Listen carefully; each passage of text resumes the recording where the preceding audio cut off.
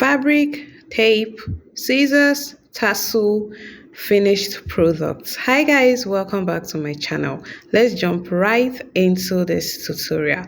First, I have my fabric like I showed you earlier, my measuring tape, of course, my scissors and my chalk.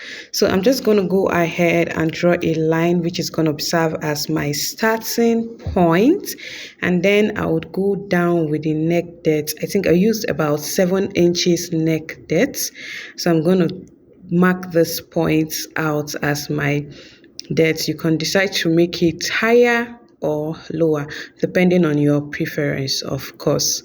And so the next thing I'm going to do is to go ahead and mark the width of the neckline. So I didn't want it to be wide, so I went ahead to mark about 3 inches for the neck width. So if you see from this, you would know that I'm trying to do like a V neckline. So I just went ahead to draw a slant the line to give it this V shape illusion.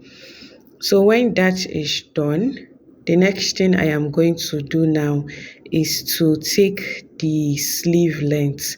So I didn't want it to be like a long sleeve, of course, but I wanted it to be a bit long downward. So I went with about 12 inches. Then you can decide to maybe add an inch or so for the folding allowance. It still depends on how long you want the sleeve to be. So because I want to cut this all together, that is why I am taking it that way.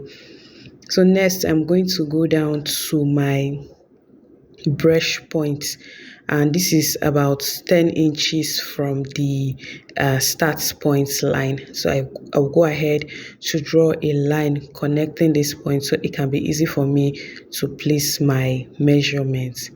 And then I just went ahead to place the measurement. So what I did is, my normal measurement is like 40. I'm going to divide into 4.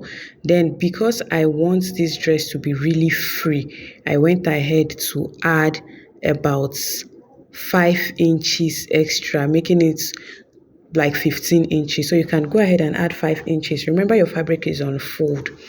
So when that is done, I then went on to take the length of the dress. I used 37 inches for the length of the dress because I didn't want it to be very long.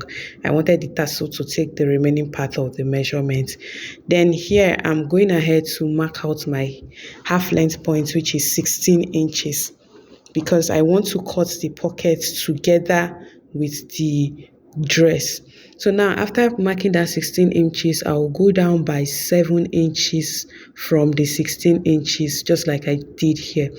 7 inches from the 16 inches, and then I'm going to make a curve. If you see, I'm taking the same measurement that is up to the down parts, so I'll just make a curve for my pockets after I had done that.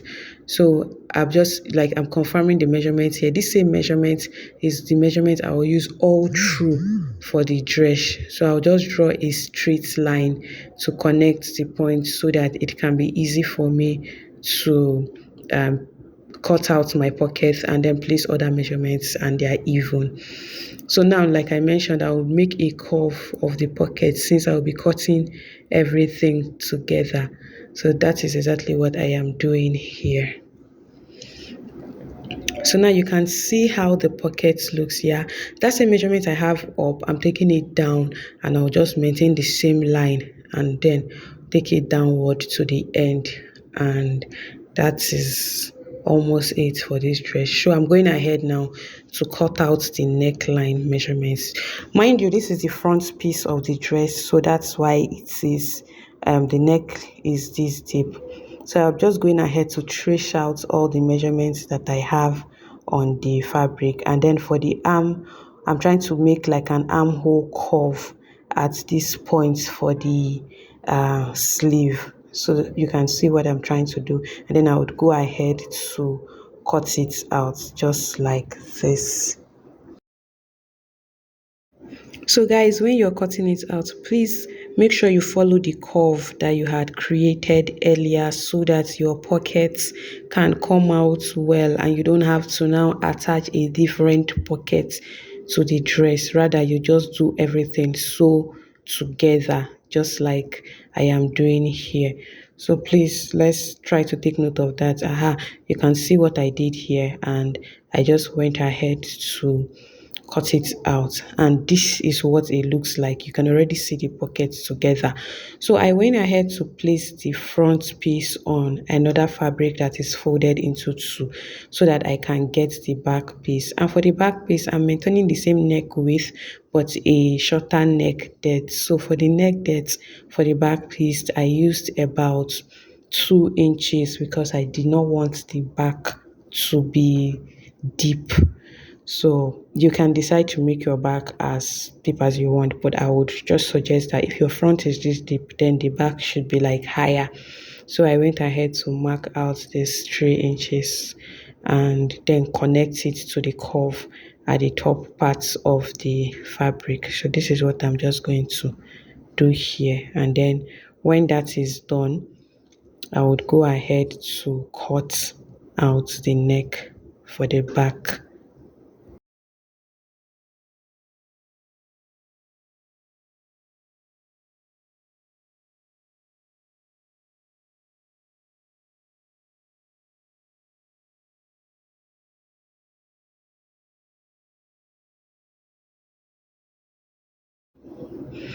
So now the next thing I would just do after this is done is to trace out this point, just like the way the front piece is on it. I will just go ahead and use the front piece to trace out the back piece, and that's basically it for the cutting of the front piece. So I'm just showing you what the neckline looks like and the difference between the neckline, and then I'm going ahead to trace out the other parts, like cut out, ensure that the pockets are properly placed together, and then cut it out exactly as it looks on the front piece with no extra allowance, because all of the allowances have already been introduced to the fabric in the first place when we were doing the measurements. And I'm going to open it up now for us to see what the front piece, or rather this is a back piece, so for us to see what the back piece looks like. So in order to cut it, because I won't be using a lining, I placed another fabric underneath it and traced out the neckline. So this is going to serve as our facing, or rather interface. This is what I would be using to turn the neckline. So I would do this for both the front and the back piece. I'm going to go ahead and cut it the same way. So now this is it. I'm just going to trace this like this on the front piece as well as the back piece. Then I'll flip to the other side and give it a good press. So this is what the front piece actually looks like after it is done. I'm now going to go ahead and attach the back piece to the front piece. So while placing it, I would make sure that they are even, like everything is placed properly, and then I would go ahead and join the shoulders together, place it front piece to front piece. Then I'll just go ahead and sew the shoulders and then sew the sides, including the pocket downward, and bring the result for us to see. So yes, I've gone ahead to attach my tassel. This is what the dress looks like with everything attached to it, and this is the final look. Thank you so much for watching, guys. See you in my next tutorial. Do not forget to like, subscribe and share.